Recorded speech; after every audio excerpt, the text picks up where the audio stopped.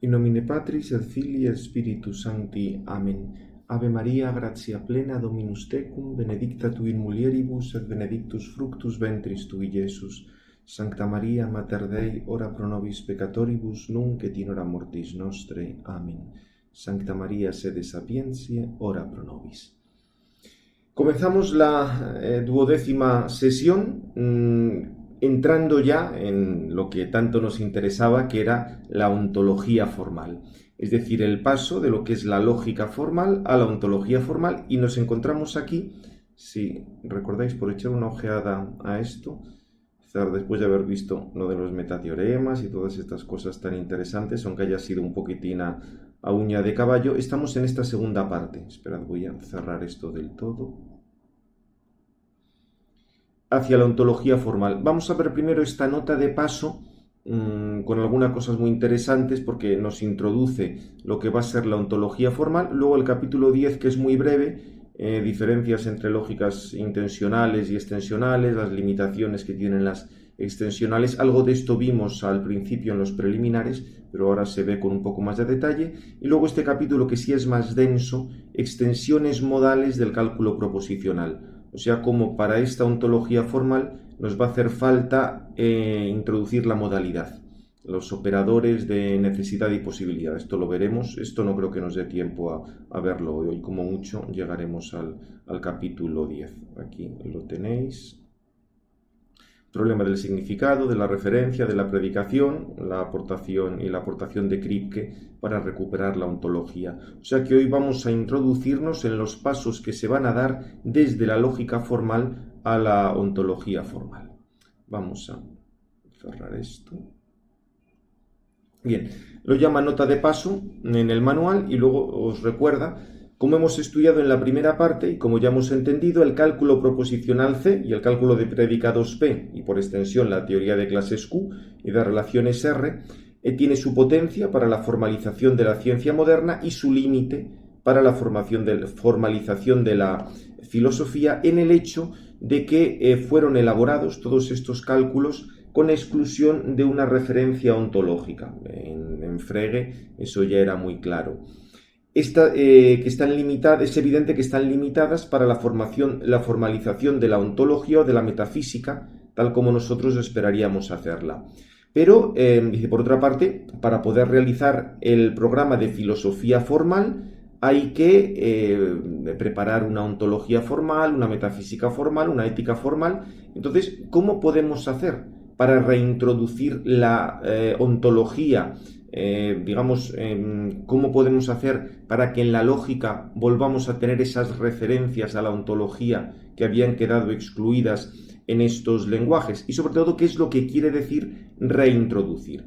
Ante todo, vamos a precisar bien las cosas. No es una hermenéutica forzada del sistema formal clásico, o sea, que tú reinterpretes estos cálculos como si fueran una ontología especial o, diríamos, quieras darles un significado que realmente no tienen. Como dice aquí, sería una interpretación de los símbolos y de las reglas según una lógica filosófica que ellos no expresan. Y tampoco se trata de un añadido postizo o desde arriba de conceptos que no estén definidos o no sean definibles en el sistema. Claro, esto también se corre el riesgo de utilizar estos cálculos, pero luego hacer homilías con otras cosas que tú metas. Pero esos elementos no los puedes definir dentro del sistema.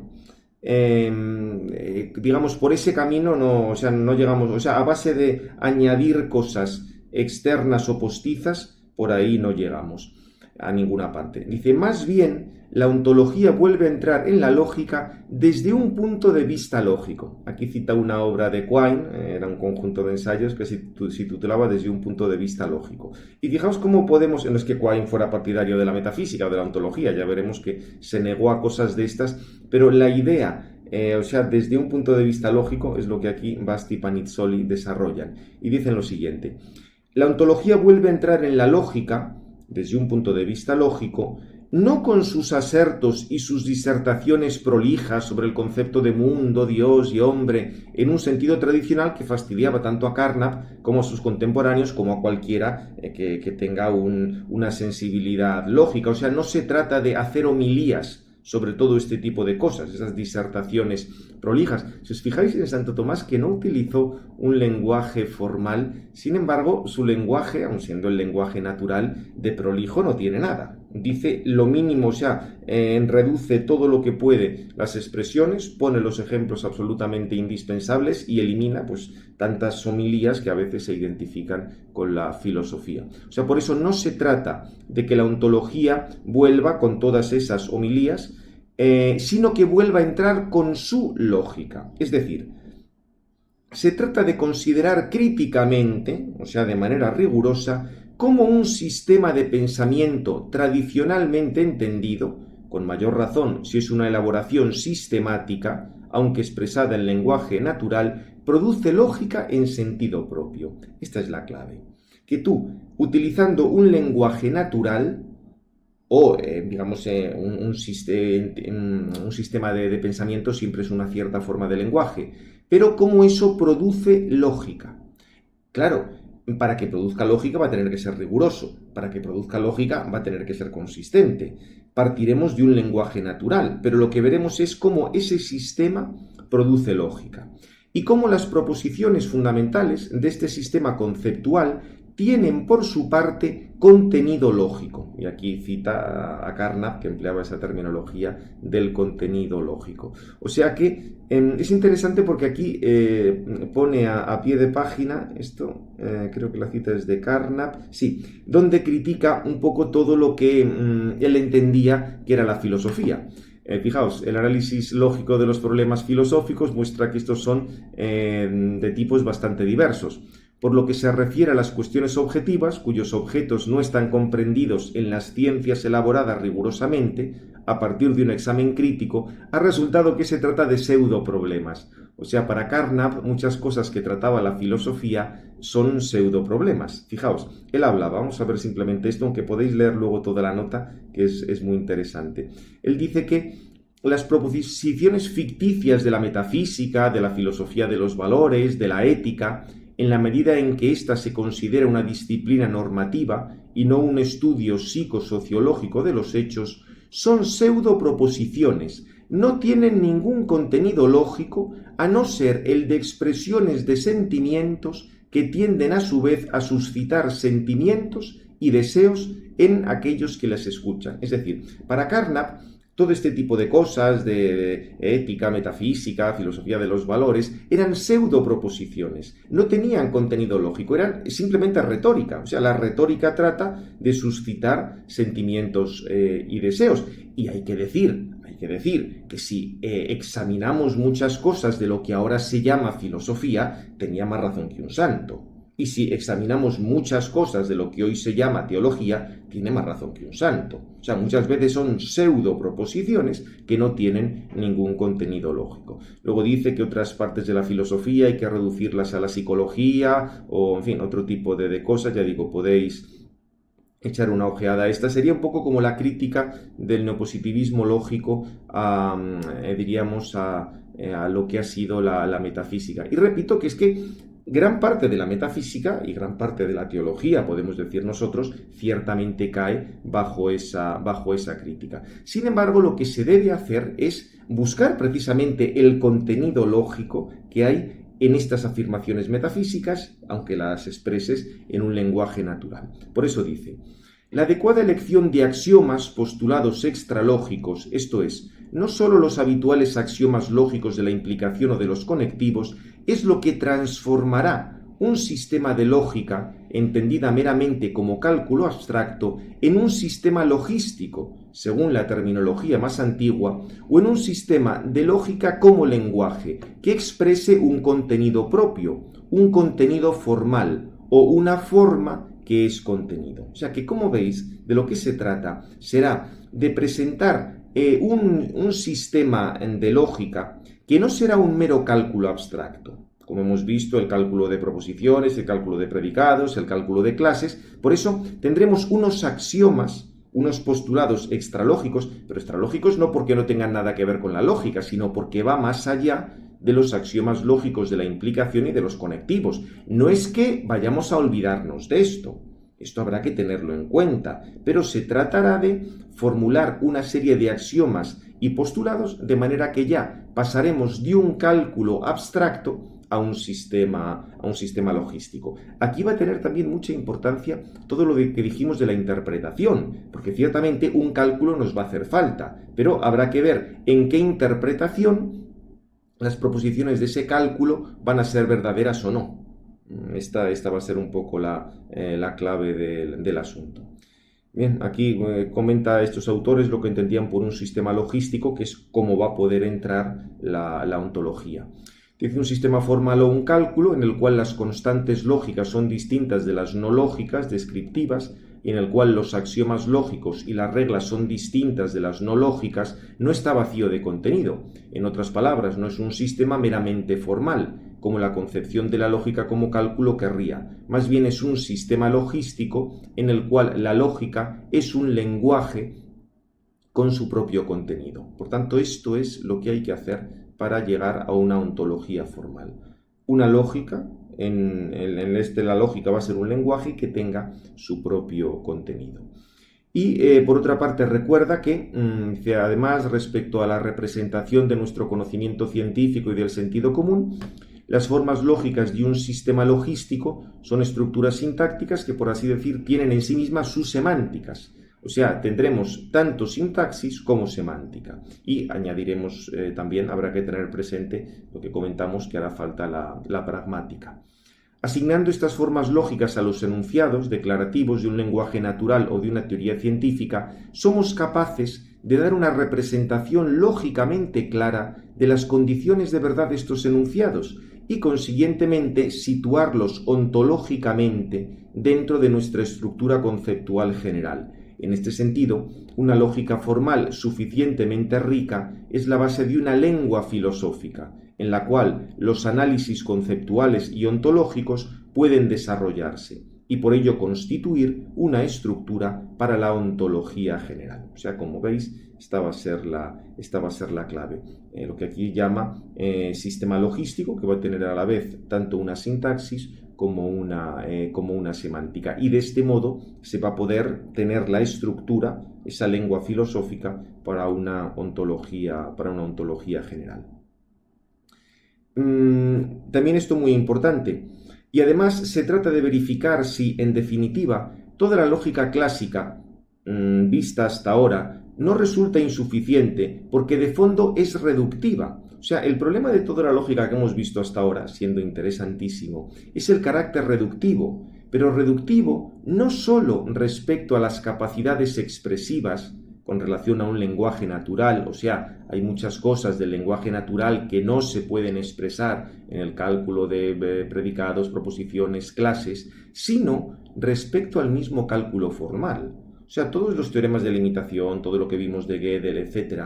Cuando esto luego lo pasas a la informática, muestra, es que esa parte apenas la pudimos ver, porque lo de Turing simplemente lo apunté, no pudimos ver todo lo de la máquina de Turing, los teoremas de limitación que había ahí. La misma capacidad de cálculo tiene sus limitaciones. O sea, no es que sea un cálculo absoluto ni que se puedan solucionar multitud de problemas, sino que es que incluso desde el mismo punto de vista del cálculo, esa lógica clásica, repito, lógica clásica es lo que hemos visto en los temas anteriores, no Aristóteles es otra cosa, esa lógica clásica es reductiva respecto a la expresión y respecto al cálculo.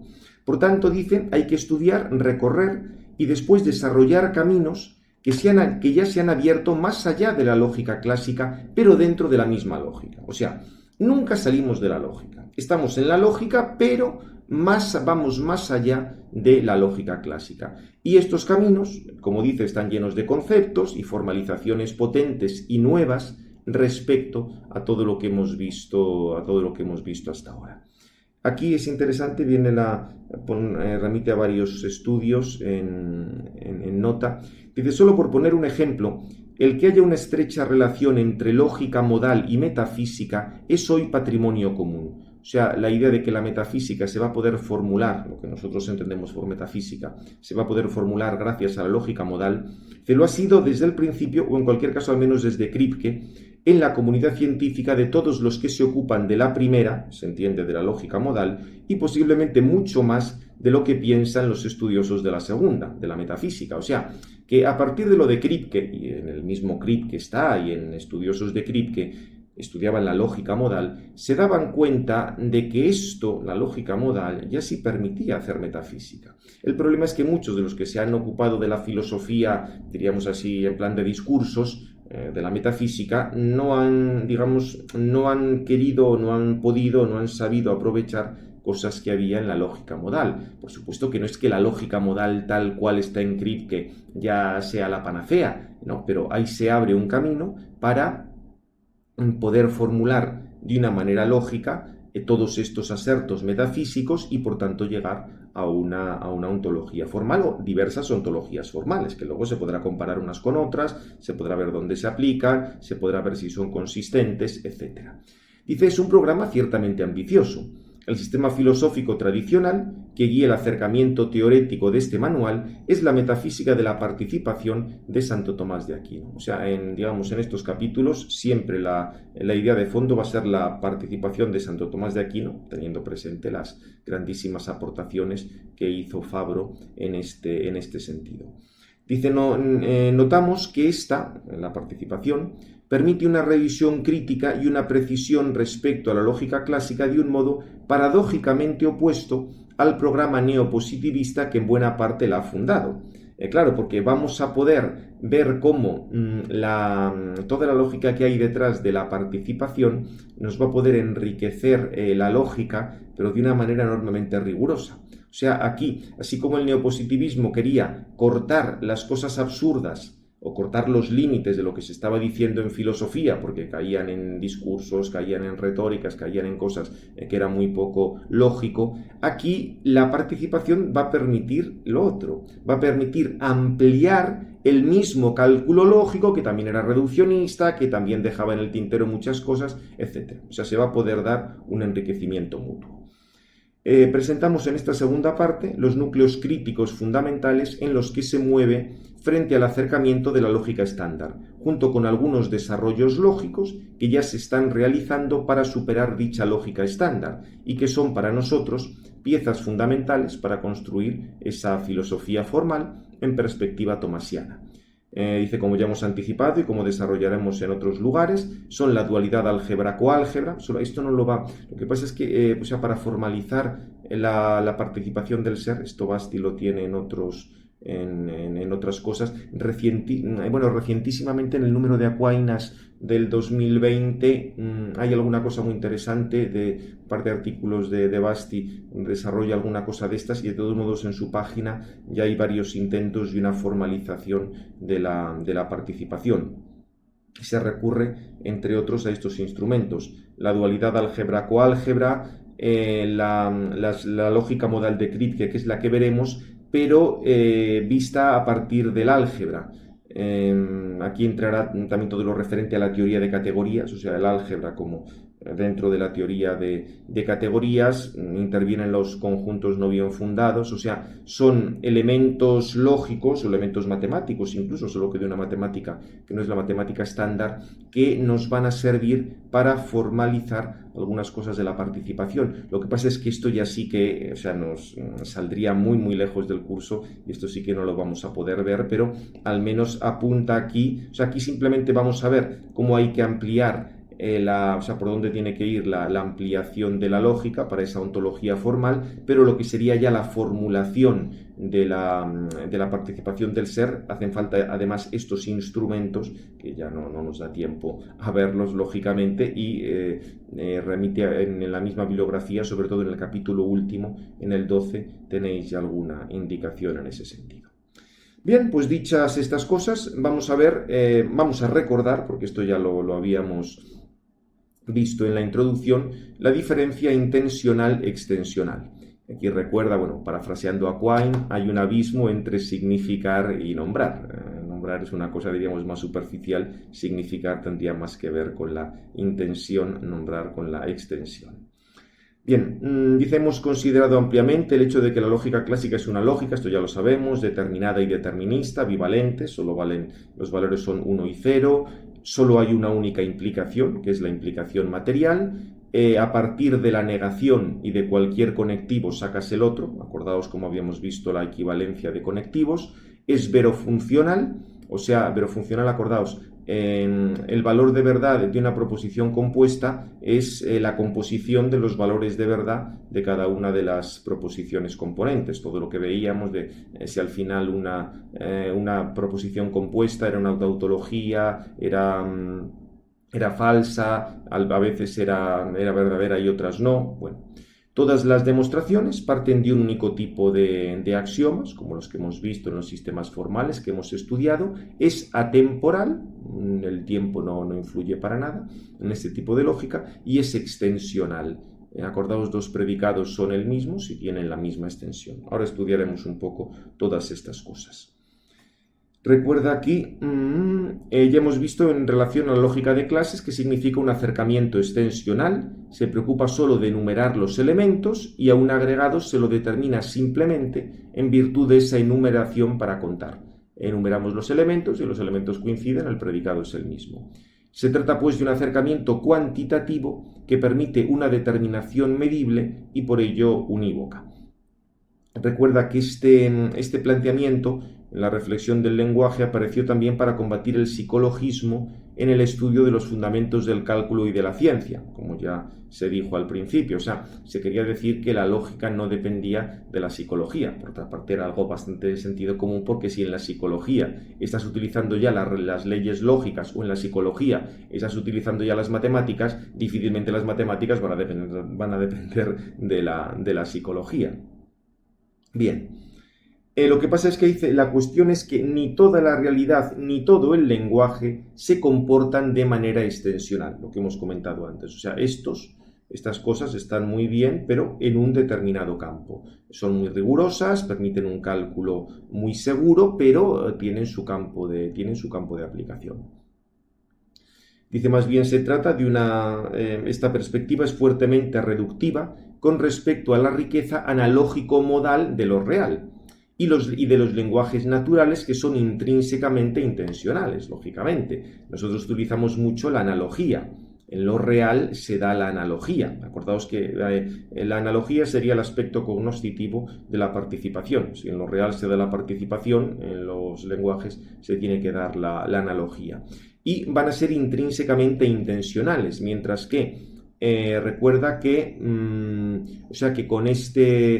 que estas lógicas extensionales lo que buscan es la univocidad, que es lo que le hace falta a la ciencia para que todo esté perfectamente determinado, puedas medir sin ninguna duda. O sea, ahí hace falta la univocidad, pero en la realidad eso es posterior. O sea, lo que se da ante todo es la analogía, y por eso nos va a hacer falta una lógica intencional. Y aquí va a recordar, digamos, varios problemas que se dan en estas lógicas extensionales.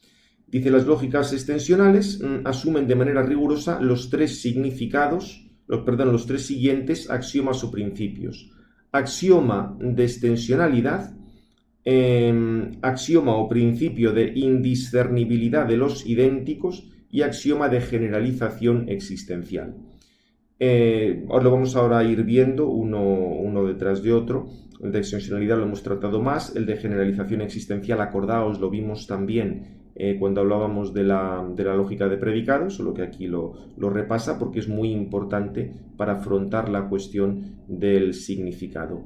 El de indiscernibilidad de los idénticos, eso habíamos dicho menos, y quiere decir, dada una aserción verdadera de identidad, uno de sus términos puede ser sustituido por otro en toda aserción verdadera, y el resultado será verdadero. O sea, si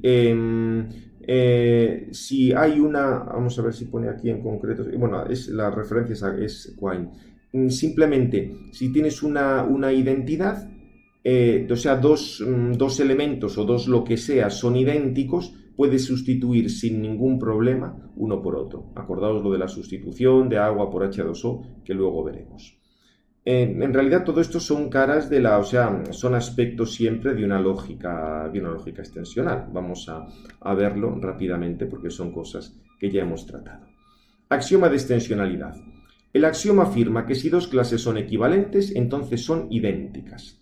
Recordad, por el axioma de comprensión, una clase es la extensión de un predicado. O sea, una clase es la extensión, o sea, la clase es el dominio de objetos sobre los que está definido ese predicado. Acordaos, el predicado había una serie de objetos o de argumentos que lo hacían verdadero. Los que lo hacen verdadero son la clase o el dominio. Por ello, dos clases equivalentes suponen dos predicados equivalentes. Por eso, si dos clases son equivalentes, entonces son idénticas. El predicado A, ser agua, y el predicado B, ser H2O. Estos dos predicados son diversos. Fijaos que desde el punto de vista de la notación es claro. Aquí pone una S, R, A, G, U, A. Esta es la notación de ser agua. Y aquí pone una H, un 2 y una O. Con lo cual, desde el punto de vista de la notación, son diversos. Pero desde el punto de vista de la intención, aquí se está refiriendo al mero ser agua con toda su amplitud y aquí ser H2O lo que está haciendo es distinguiendo el compuesto químico que denominamos agua porque tiene una molécula de oxígeno y dos de hidrógeno. Como veis, no estamos diciendo lo mismo aquí que aquí. O sea, ni la expresión exterior es la misma, ni la intención o significado es el mismo. Y sin embargo, están definidos sobre la misma clase. O sea, todo aquello que hace verdadero el predicado ser agua, hace verdadero el predicado ser H2O. Luego, en ese sentido, serían dos predicados equivalentes. Y hemos dicho que por el axioma de extensionalidad, si dos clases son equivalentes, entonces son idénticas. El axioma de extensionalidad dice que dos predicados equivalentes también son idénticos. O sea, acordaos que aquí la clave es lo del axioma de comprensión, que te está vinculando el predicado a la clase. Esto, como indica aquí, lo que hace es que lleva a un colapso la noción de significado. ¿Por qué? Pues porque el significado del predicado no se distingue ya por parte del axioma. No tiene importancia la diversa connotación que expresan A y B, sino que lo único que nos importa es la extensión sobre la que están definidos. Luego, predicados diversos, ser agua y ser H2O, definidos extensionalmente sobre la misma clase, pierden su significado, porque hemos dicho que el significado es distinto, pero como por el axioma de extensionalidad, si dos clases son equivalentes, son idénticas, ha colapsado en ese sentido la noción de significado. Bien, y esto lleva inmediatamente al problema de la sustituibilidad. Por el principio de los indiscernibles, acordaos que esto lo habíamos visto hablando de la lógica de predicados, dos términos idénticos son sustituibles en el mismo contexto, salva veritate. O sea, tú puedes sustituir ambos términos en el mismo contexto y se salva la verdad. Por ello, dos predicados, si son idénticos, acordaos, aquí hablamos de términos, aquí hablamos de predicados. Todo predicado es término, pero no todo término es predicado. Si son idénticos, son sustituibles uno con otro sin problemas sintácticos ni semánticos. Dice, continuemos con el ejemplo de equivalencia entre ser agua y ser H2O.